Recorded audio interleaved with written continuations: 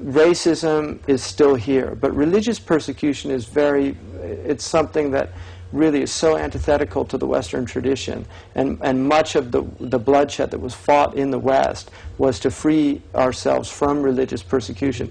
And so the fact that Muslims now are being targeted religiously is something I think that should be very troubling for Western people, and I think we should remind them of that. But we also have to be a community that I think that really makes it clear to people that what our religion is truly about. Sure. You mentioned several times the word actions, and if I remember correctly, Imam Ghazali, who is known as the Hujjat Islam, he mentioned knowledge without action is vanity and action without knowledge is insanity.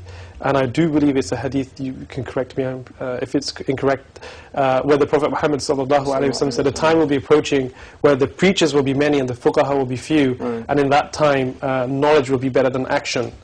Would you say we're living in that time, we're passing through a period? Well, there's definitely, that's very important. There's a chapter in Al-Bukhari which is called Bab al-Ilm Qabla al-Qawli wal-Amal, the chapter of knowledge before speaking or action. So knowledge has to precede action.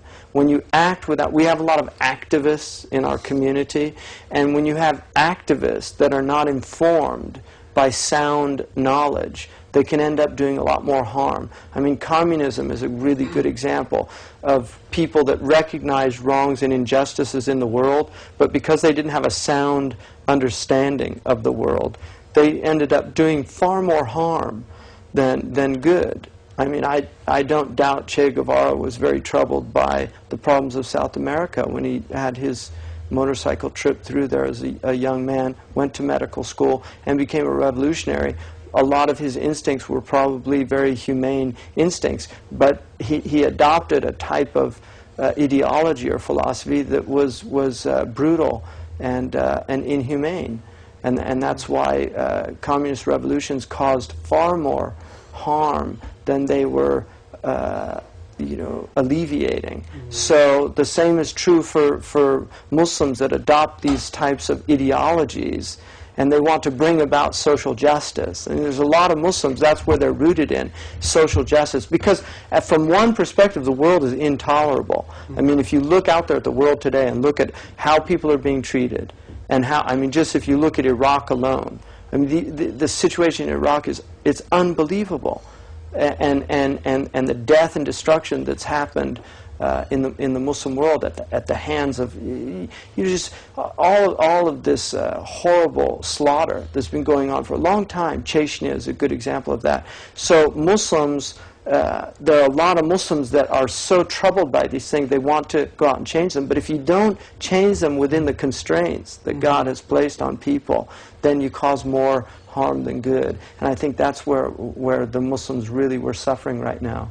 I find it incredible that in one of the hadiths where the Messenger of God ﷺ mentions that synonymous, or what occurs from a resulting of a taking away of knowledge, is widespread killing, harj. Right, harj. And pretty much we're in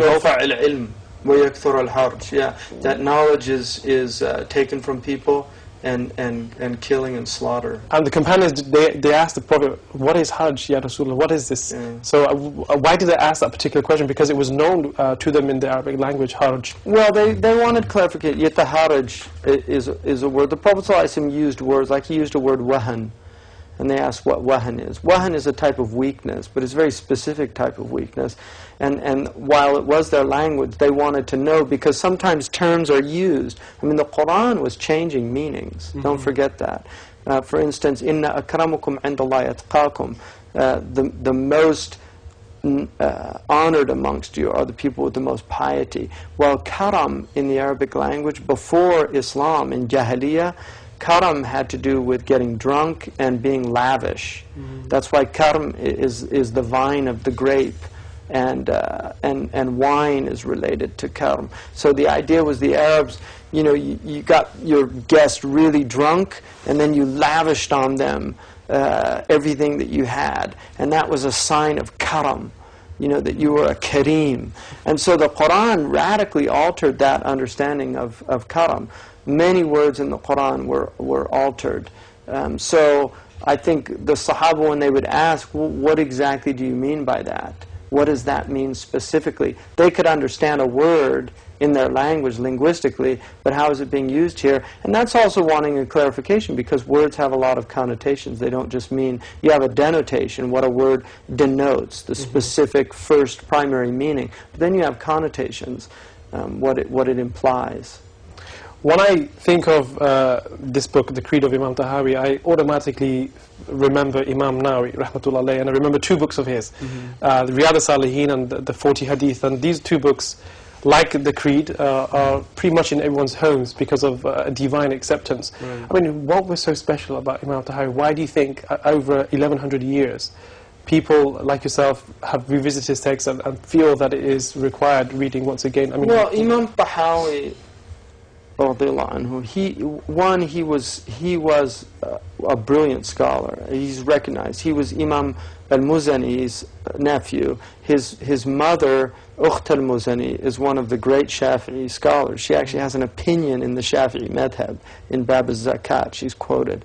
And he was also he was a son by Raba'a of one of the great muhaddithin of that time. He was born into a family of incredible erudition and learning, and because of that, he was exposed early on. He was very bright, and he mastered the Shafi'i madhab, and then became a Hanafi. He preferred the Hanafi madhab, which upset quite a bit of Shafi'i. I mean, you can imagine Imam al-Muzani is one of the great Shafi'i scholars, a direct student. Both his mother and his uncle were direct students of Imam Shafi'i. Yeah. His father was a scholar as well, but not as brilliant as his mother. She was the better of the two in scholarship. So he was born into that family. He was a wonderfully sincere human being, and it's attested by many stories of the lack of ego. And there's an interesting thing in our tradition. We actually believe that books get an acceptance, what's called a qabul, from God. And